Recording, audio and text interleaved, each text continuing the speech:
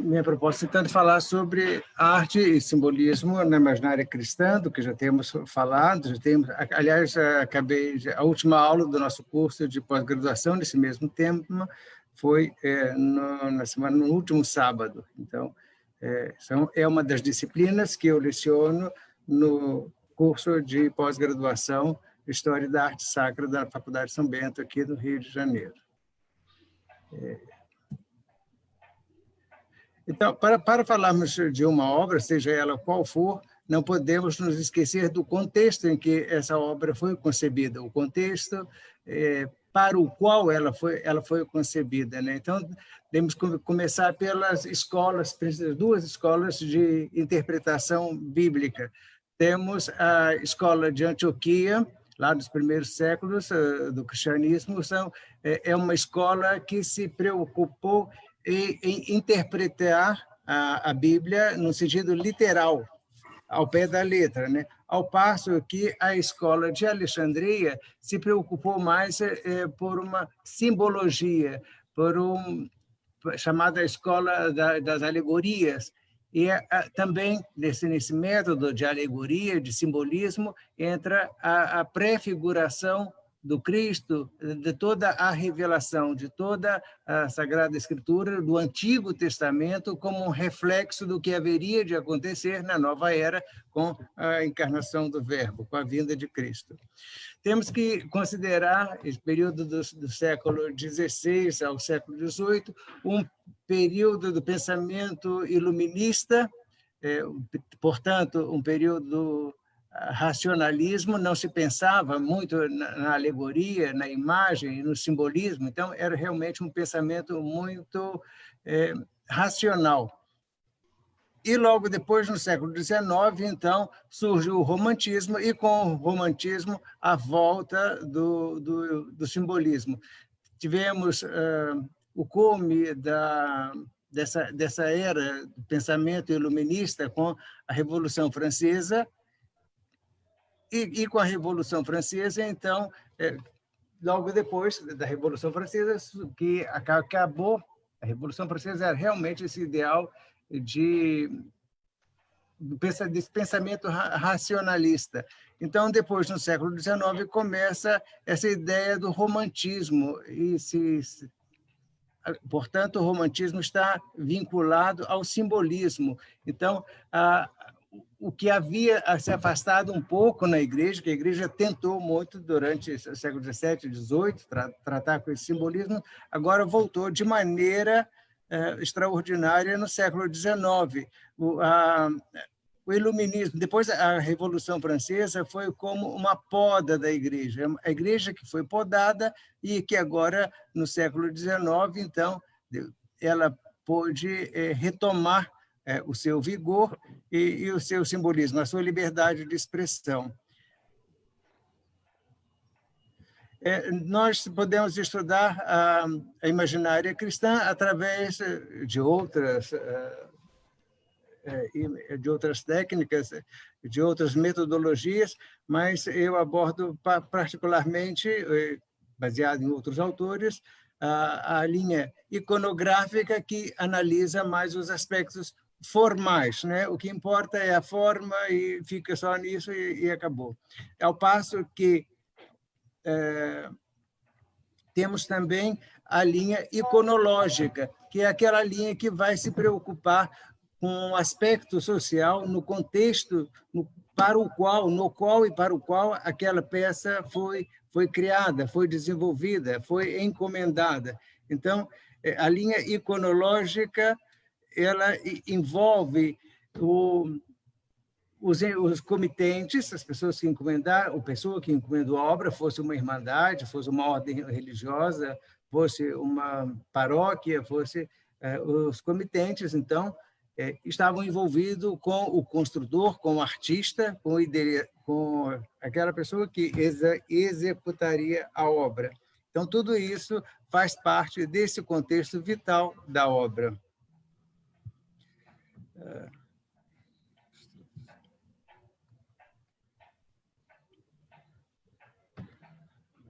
Acho que eu pulei alguma coisa aqui. Então, isso vai envolver os aspectos culturais e os aspectos religiosos, portanto. É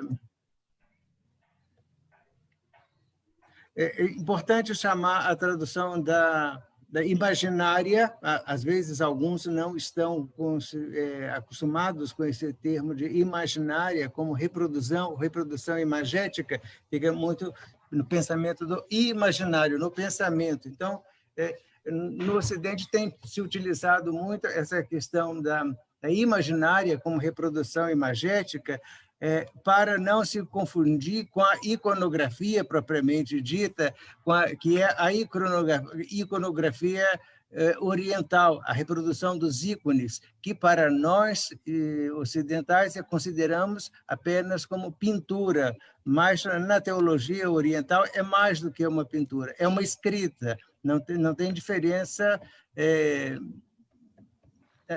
Não tem diferença a questão da gramática ou da pintura para eles, é a mesma coisa, ao passo que para nós, então, fica bem distinto, uma coisa é a escrita e a outra coisa é a pintura. Portanto, é o valor sagrado da pintura para os orientais e que os ocidentais, considerando uma questão de catalogação, por exemplo, vão catalogar um ícone como uma simples pintura, o que para nós é normal, mas que para os orientais isso é praticamente uma ofensa, né? É o desfazer-se do sagrado.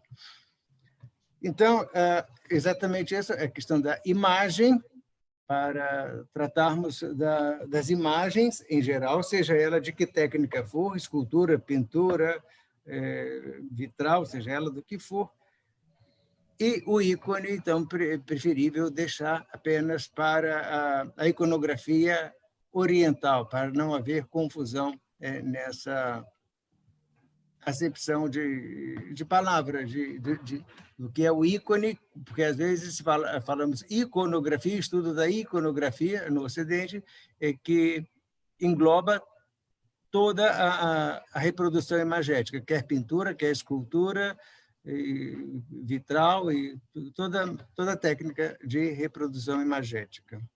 Nesse caso, os orientais são menos abrangentes, não é, Dom Mauro? Sim, mais restritos. Pois é, são mais restritos, é verdade. E consideram, já falei agora há pouco, consideram a pintura para eles é escrita. Tanto é que tanto o grego quanto o latim nós usamos a palavra imagem, imago, que vai dar imago, imagenes, que vai dar imagem, ao passo que o ícone para o grego significa exatamente as duas coisas, tanto a escrita quanto a reprodução imagética. Ambos traduzidos no Oriente, então a imagem para nós no Ocidente ela é uma representação iconográfica, ao passo que o ícone no Oriente faz parte da escrita. É sagrado e nós consideramos uma parte apenas pintura e eles consideram uma parte sagrada. É uma imagem aquirupita, podendo ser considerada até uma imagem aquirupita. Diferentes técnicas de reprodução do que eu estava falando, a pintura, através da pintura, você pode utilizar a policromia, a utilização de várias cores, o douramento, que é monocromático, a têmpera, você tem óleo sobre tela, pintura mural, a fresco, etc. E tal, vai uma quantidade grande de técnicas na reprodução da pintura. Depois temos que falar também do gênero de pintura, né? A pintura é paisagem, a pintura de natureza morta. No século XVI, com o surgimento dos protestantes, com o luteranismo, então a reprodução hagiográfica, a reprodução dos santos entrou em decadência, quer dizer, em menor escala, e passou a ser representado mais a natureza, retratos e natureza morta, né? Então, porque exatamente os protestantes não cultuavam os santos, e então os santos perderam um tanto a razão de ser daqueles artistas, sobretudo da Flandria, e passou então, surgiu naquele contexto a natureza morta, que o que vai predominar é um estilo de pintura, uma técnica de pintura, um conceito de pintura que vai predominar ali na Flandre, particularmente, vai para a França, mas essa natureza morta.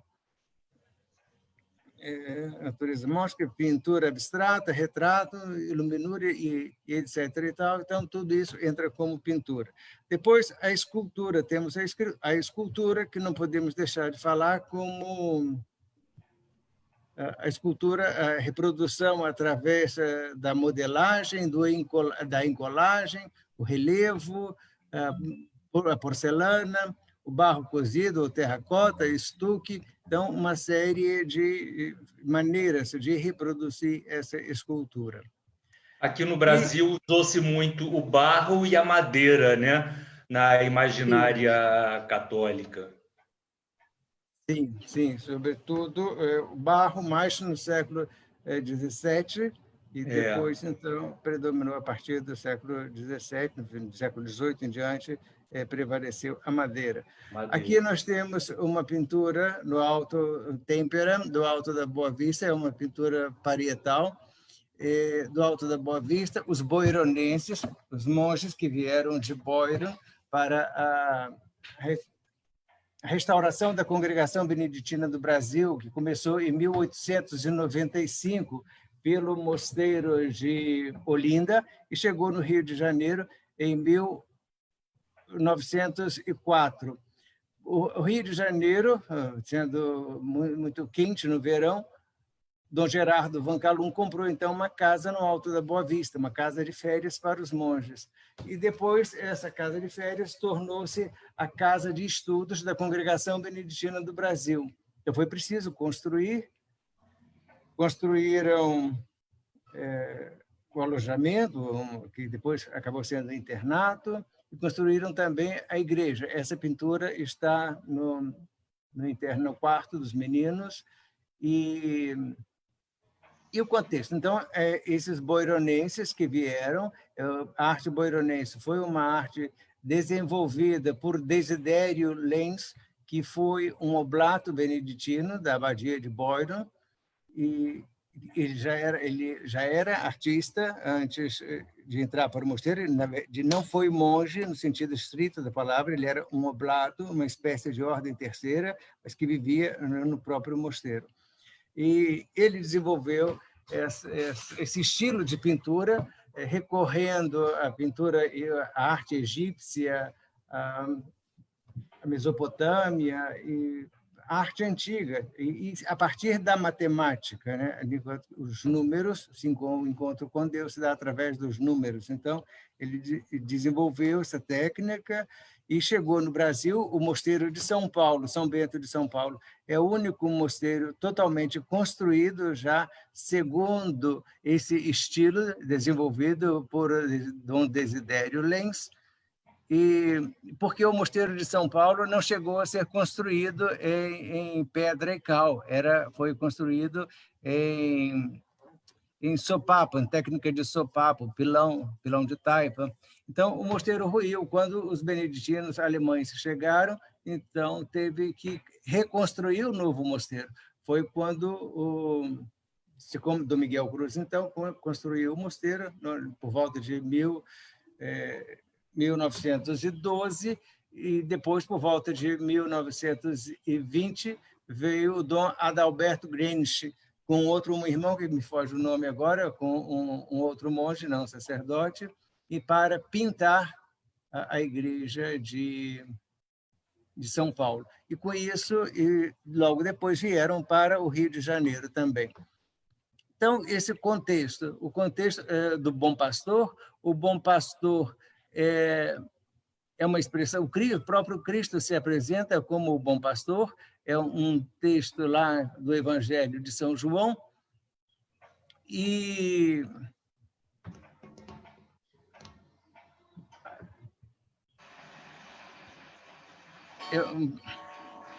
então, é preciso interpretar a reprodução imagética a partir do contexto em que ela foi criada e do fundo. Então, é preciso conhecer o Evangelho, né? Preciso conhecer de onde surgiu essa ideia. Primeiro, eu cheguei para falar da pintura, estou falando dos boironeses que chegaram aqui no Rio de Janeiro em 1904, 1903, 1904. Então, diz lá o Evangelho de São João: eu sou o bom pastor dá a vida por suas ovelhas, o mercenário que não é pastor e a quem as ovelhas não pertencem, vê o lobo chegar e foge. E o lobo ataca e as dispersa. Por ser apenas mercenário, ele não se importa com as ovelhas. Eu sou o bom pastor, conheço as minhas ovelhas e elas me conhecem. Assim como o Pai me conhece, eu conheço o Pai e dou a minha vida pelas ovelhas. Tenho ainda outras ovelhas que não são deste redil. Também a essas devo conduzir e elas escutarão a minha voz. E haverá um só pastor haverá um só rebanho e um só pastor. E assim vai o Cristo se apresentando, então, como o pastor, essa imagem que remonta a uma representação já iconográfica de Hermes antes do cristianismo. Do cristianismo. Então, as ovelhas, temos a água como fonte da vida, o símbolo do batismo, né? A matéria para o batismo. Depois temos o trigo, temos uma palmeira, o fruto, né? Uma tamareira. Depois temos as árvores, claro que não dava para produzir tantas árvores como estão. Por exemplo, temos o terebinto e os carvalhos. Terebinto e carvalho são duas árvores sob as quais os pastores descansavam para apacentar o rebanho e mesmo para dar de beber a esse rebanho. E há um pássaro pousado em cima dessa árvore maior, não é, Dom Mauro? Sim, sim, é uma alusão à fênix, que é a fênix é uma ave legendária, né? Ela surge a partir do fazão. O fazão representa o Cristo pela plumagem colorida, pelo brilho, representam a ressurreição, e por ser uma ave nobre, ela surgiu, então, a lenda da Fênix. Acreditava-se que a Fênix, ao completar 50 anos de idade, voava da Índia e da Arábia para o Líbano, colhia ramos de incenso, com esses ramos voavam para Heliópolis, no Egito, nidificavam, eram consumidas pelo calor do fogo e depois ressuscitavam das próprias cinzas. Então, isso é uma lenda, e por isso que a fênix está sempre presente, então, na iconografia cristã. E poderíamos falar ainda muitas coisas aqui. Por isso, o balde, que tem que levar uma reserva de água para a vida continua, a jornada, né, para o diário. Aqui também temos, acho que não é o caso de ler o texto, seria interessante ler o texto, mas acho que não daria tempo. Então, a aparição dos 3 anjos a Abraão, que dizem que a Sara ficará grávida depois da visita deles. Sara já estava com cerca de 100 anos, era quase que impossível dar à luz, gerar uma criança, e os anjos falam então que voltarão no ano seguinte e Sara terá dado à luz. E Sara ouve na tenda e ri. Então, Sara está escondida por trás, está na tenda, e ela ouve e ri. E o encontro se dá debaixo de um carvalho. Claro que o carvalho dominaria toda a cena, então tem que ser de maneira reduzida, ser representada. E o Abraão manda assar um cordeiro e traz coalhada e leite para oferecer para a comida deles. Então, tudo está representado nessa cena do André Rublev. Um ícone realmente do que falamos da imaginária oriental agora há pouco, a diferenciação da imaginária ocidental para a imaginária oriental. Aqui nós temos uma gravura de um livro publicado em Antuérpia no ano de 1629, do Benedito F. Teno. O Benedito F. Teno foi um prepósito, prepósito é mais do que um simples prior. Estamos na época dos abades comendatários, então o abade deu liberdade ao Benedito F. Teno. Benedito F. Teno publicou 19 obras e contratou o Boécius Bossuet, que era irmão do pintor Rubens, e, simultaneamente, ele contratou Rubens também para pintar a igreja que os calvinistas haviam destruído logo depois da Revolução Francesa. Então, isso é em Affligem, na Bélgica, e próximo de Bruxelas. E o Benedito F. Teno, como superior da casa, então contratou Rubens e de Craie para pintar a igreja, e o Boécio Bossuet para ilustrar as obras que ele estava escrevendo na interpretação da regra beneditina e da espiritualidade em geral. E o próprio Benedito F. Teno, ele fala da importância da obra ser ilustrada, porque um texto, às vezes, não é bem compreendido se for simplesmente escrito, ao passo que a imagem ajuda a interpretação do texto. Ô, Luciano, como é que estamos de tempo? Já teria esgotado? Como é que é isso? Alô? Faltam 10 minutos, Dom Mauro. Então, aqui temos... Obrigado, Luciano. Então, aqui nós temos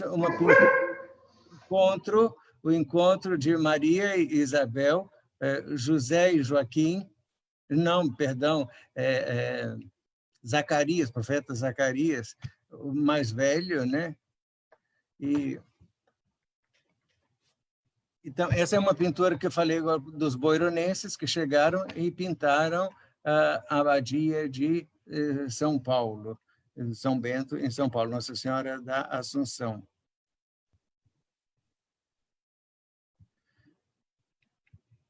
Devemos falar também das imagens articuladas, a imagem articulada que podemos dividir em imagem de roca, que essa que estamos vendo, que tem essa estrutura de uma forma de ripa, né?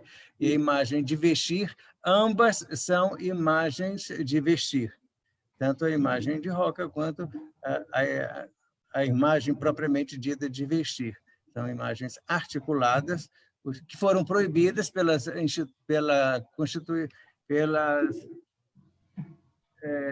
constituições primeiras do arcebispado da Bahia, porque isso causava um certo escândalo, as pessoas de trocarem a roupa dessas imagens e depois o vestido também que era utilizado por essas imagens. Nessas imagens, depois havia uma certa concorrência para as senhoras usarem, então as constituições primeiras do arcebispado da Bahia acabou com esse problema. Então, essas imagens articuladas, elas são até hoje muito utilizadas para serem imagens leves, né? De fácil transporte. Depois, o atributo iconográfico. O atributo iconográfico também que vai ajudar a identificar o que é essa imagem. Aqui, por exemplo, nós temos... A cor também ajuda, temos uma imagem de roxo, o roxo está ligado muito à penitência, ao sofrimento, então, portanto, é uma Nossa Senhora das Dores, e essa adaga também, simbolizando a dor, que está previsto no próprio Evangelho, que Simeão disse a Maria que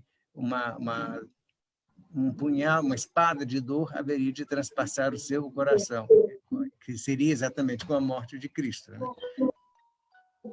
curiosa naquela imagem de vestir que ela tem brincos, não é, Dom Mauro? Ah, sim, isso foi muito comum, sim, isso foi muito, e joias, né? Se utilizava joias de verdade. Isso tem muitos tesouros da igrejas às vezes têm tesouros exatamente por doações, eram ornamentadas com joias reais.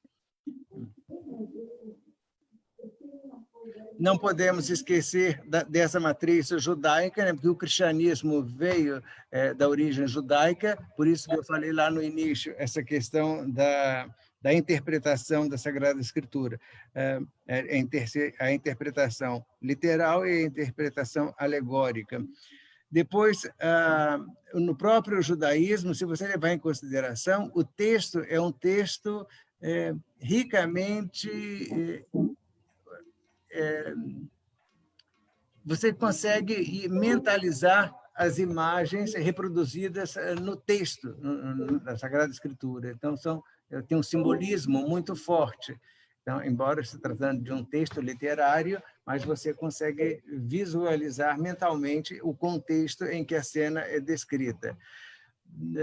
E também, quando o próprio Deus encomenda a Arca da Aliança a Moisés, ele dita os elementos que Moisés deve mandar. O próprio Deus fala que dará inspiração aos artistas, aos artesãos, para a confecção e a elaboração da Arca da Aliança. E vai ornamentar essa Arca da Aliança com os querubins, representando os seres celestiais, flores, a flor própria aberta, e como forma de botão, tem flores abertas e botões, tudo isso está descrito lá no livro do Êxodo, a partir do capítulo 25. Romãs, então, ele descreve simbolicamente as frutas de cada elemento desse, tem o seu simbolismo ali naquele contexto da reprodução da Arca da Aliança. Esse simbolismo de flores e frutos depois foi adaptado aqui nas Américas, né? E nós vemos, inclusive, ao invés de romãs, abacaxis, bananas, né? E as palmas no lugar das flores, né? Essa flora muito tropical também. Caju, sim, isso que eu falei.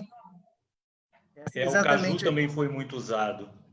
Exatamente, essa é a questão que eu falo, que a obra tem que ser analisada no seu contexto, né? Então, onde ela foi produzida. Então, temos essa importância da alegoria como gênero literário, gênero geográfico da Bíblia, e o simbolismo, que vem junto com a alegoria, que caminham juntos, o simbolismo e a alegoria. Aqui nós temos os boironenses, esses monges que vieram de Boiro, eles se preocupavam muito em evangelizar através da imagem. Então, eles têm uma série de 8 estampas que retratam todo o dia litúrgico, todas as horas litúrgicas. Aqui, por exemplo, nós temos um Cristo dando a bênção a um trabalhador que vai para a vinha. Esse representa o ofício de prima, o ofício que era rezado. Esse ofício foi suprimido pelo Vaticano II. Os cartuchos ainda... Diz, Luciano, por favor. A pintura, nesse caso, é muito didática, né? Desses frades boironenses, né? Sim. Então, veja a mão de Deus abençoando, a mãe do Pai, o Filho que está enviando o trabalho para a vinha, para o campo, para a messe, e a vinha também é o simbolismo de Israel. A vinha em si simboliza o povo de Israel. Então, o novo povo, agora, o novo povo eleito, que é o povo cristão. Essa pintura também está no Alto da Boa Vista, Dom Mauro? Não, essa pintura é papel, é impressa, é uma estampa, como esqueci o nome técnico agora. Iluminura? Não é iluminura, registro, imagem. Aqui nós temos a história de José do Egito, nós temos aqui no mosteiro uma série de... agora. Por lá em cima, né?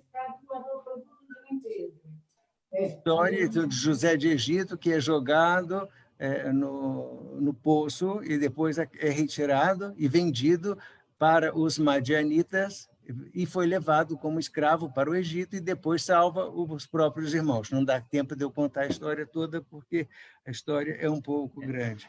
Então, é verdade. Essas histórias são muito bonitas, mas são longas às vezes. Mas é preciso ler. Eu quero falar com isso, que é preciso ler para entender a história. O casamento da imagem com a arte visual. Então, a representação do simbolismo, né, da pré-figuração, essa questão da pré-figuração. O povo, ao atravessar o deserto, tem sede e murmura contra Moisés. Então, Moisés manda que o Senhor, Deus, manda que Moisés toque a rocha com o bastão e jorra água. Então, isso está lá no livro do Êxodo, mas já está fazendo uma alusão ao Cristo, que terá o peito traspassado na cruz, que jorra sangue e água. Simbolismo da água para o batismo é chamado a porta para os demais sacramentos, exatamente por ser o primeiro sacramento, o primeiro dos 7 sacramentos, e depois o sangue, jorra sangue e água, sangue simbolizando a Eucaristia. O senhor vai controlando o tempo, que eu não quero estourar. Faltam... o tempo já teria esgotado, mas o senhor pode ir seguindo para terminar, que estamos gostando muito. Bom, obrigado. Aqui isso parece um teto, né, Dom? É um teto ou não? É um teto, sim. Ouro Preto, Nossa Senhora do Pilar. É uma pintura muito expressiva, essa pintura é muito recorrente, esse tema é muito recorrente na iconografia cristã, a pré-figuração também. Deus pede a Abraão que sacrifique, que ofereça em holocausto seu único filho, Isaac. Então, tem todo o itinerário, Isaac vai levando o Isaac leva o filho, então, para o holocausto. O filho não sabe que será degolado, sacrificado. Então, o filho sobe com a lenha às costas, imagina, estou vendo, com a lenha às costas, vai subindo o morro e pergunta: pai, nós temos aqui a lenha e o fogo, mas não temos o cordeiro. Aí o pai responde que Dominus providebit, o Senhor providenciará. Mas até então Deus tinha pedido o filho de Abraão em holocausto. Então, no momento que Abraão ergue a faca para degolar o filho, que já está em cima do altar, em cima da lenha, o anjo aparece e fala: não precisa mais degolar, Deus já está contente com o seu testemunho de fé, com a sua prova. Então, e nisso ele vê o cordeiro emaranhado. Então, ele pega o cordeiro e sacrifica no lugar do filho, de Isaac. Isso está retratado no Ouro Preto de Pilar, Nossa Senhora do Pilar de Ouro Preto. É um tema bastante frequente na pintura europeia, mas essa pintura daqui, do interior de Minas Gerais, do século XVIII, ela tem uma expressividade que vai além das pinturas europeias, particularmente através do cordeiro. O cordeiro aqui, embora esteja um pouco escondido, mas é o que está está melhor reproduzido. É muito dramática essa imagem, muito dramática. E o texto também. Muito dramático. Aqui nós temos um outro simbolismo muito forte também, esse é o desenho de um monge que professou no século XVII, nós fazemos até hoje as nossas cartas de profissão, essa carta de profissão é chamada também ata de profissão, ou cédula de profissão. Cédula porque, às vezes, ela tem o feitio de uma cédula monetária, por isso, então, uma nota de dinheiro. Então, por isso é chamada cédula de profissão. E carta de profissão, então, é uma espécie... Na verdade, é mais uma ata, que é a apresentação do monge na sua consagração. Então, esse monge, o Frei Rosendo do Rosário, ele teve uma preocupação, uma acuidade muito grave. Veja que repete o que vimos agora há pouco, a fênix, simbolizando a ressurreição do Cristo.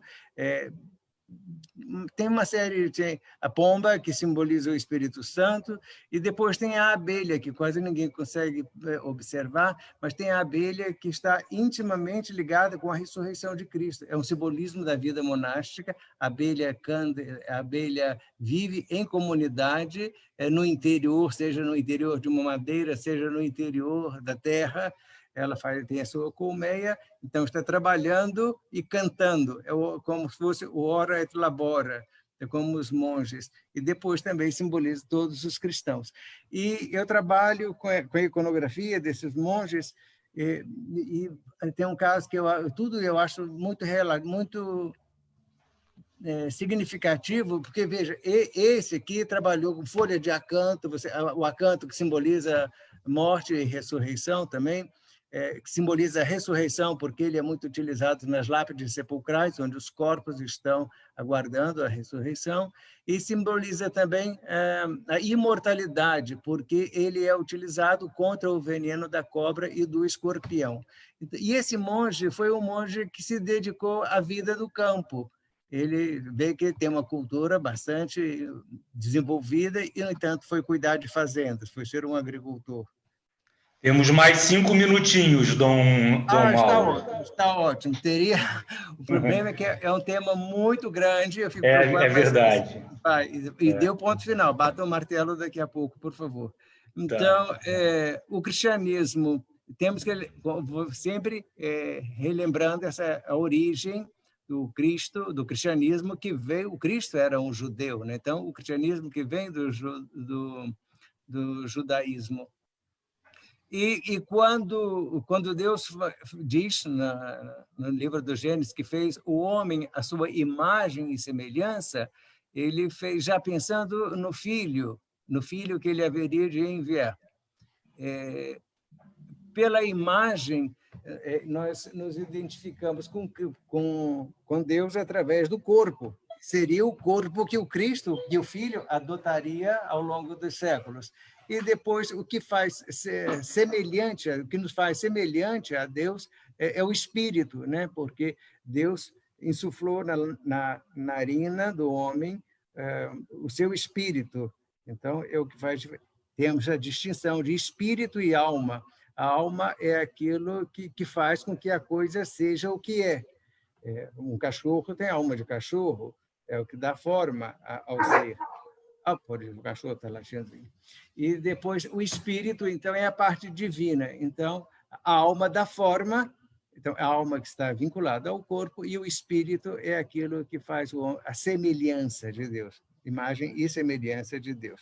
Deus sabia que ao longo dos tempos enviaria o seu filho na forma humana, então por isso já fez o homem à sua imagem e semelhança.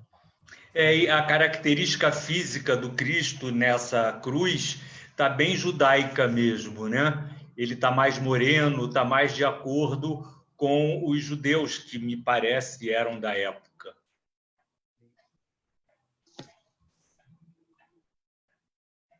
Aí tem que falar da adoção de novos elementos do cristianismo que sai de Jerusalém, que é a cidade onde o cristianismo nasceu, e vai para Roma, passando por Grécia e passando pela Grécia. Então, sempre vai adquirindo novos elementos culturais, como a estatuária greco-romana, né? Então, a partir do século IV, então, do cristianismo, que começa. Aliás, lá nos primeiros século II, já temos os desenhos, as pinturas nas catacumbas, uma coisa assim um tanto elementar, mas depois da liberdade de culto, então, passa-se a utilizar a escultura propriamente dita, elementos adotados da cultura greco-romana.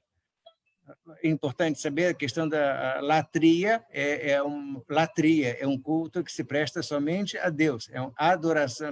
Latria é traduzido como adoração. E adora-se somente a Deus. E dulia, que é traduzido como veneração, e a todos os demais santos. Então, portanto, só se adora a Deus e venera os demais santos, sendo que a Virgem Maria é considerado o culto de hiperdulia, uma veneração maior, né? O calendário cristão... Desculpa, Dom Mauro, se o senhor pudesse ir se encaminhando para o final, porque há mais 2 palestrantes. Temos 2 palestrantes ainda, Dom Mauro, adoramos, mas... sim, está certo, eu compreendo perfeitamente. Não, eu acho que é isso. Então, podemos acabar por aqui. Então, teria muito... Aqui são as estampas que eu estava falando, cada hora litúrgica, as horas menores de terça, sexta e nona, laudes. Laudes é o momento da ressurreição de Cristo, é o surgimento da luz. A sexta representa o momento em que Cristo morreu na cruz, a oração sexta. Noa é o momento, é a oração do momento em que Cristo morre na cruz. Então, é a ida para o além. Pintura, natureza morta, que eu falei agora há pouco, natureza morta. Jonas é um símbolo muito forte. O Jonas, no ventre da baleia, simboliza o Cristo morto, os 3 dias que passa no interior da Terra. Então, é isso, e eu peço desculpas se não dei conta de falar tudo o que eu gostaria, porque realmente é difícil, é um tema muito vasto. Não há nada a desculpar. Realmente, nós é que agradecemos, Dom Mauro. Obrigado, Luciano. Palestra tão bem ilustrada e com muitas novidades, inclusive sobre esses monges boironenses, né? Eu particularmente, não conhecia essa história. Fiquei curioso para conhecer a casa lá do Alto da Boa Vista. Vamos, esperando acabar, estou à disposição. Terei muita satisfação em te levar lá. Obrigado. Vais comprar uma casa no Alto da Boa Vista? Então, Dom Mauro. Sim, gostaria de pedir a palavra. Dom Mauro, gostaria de agradecer muito pela sua brilhante palestra, que nos trouxe grandes conhecimentos, grandes detalhes nesse entrelaçamento entre os escritos bíblicos, a cultura boironense e, enfim, a história da arte. Então, eu gostaria, então, de complementar a fala do nobre colega Luciano e apresentar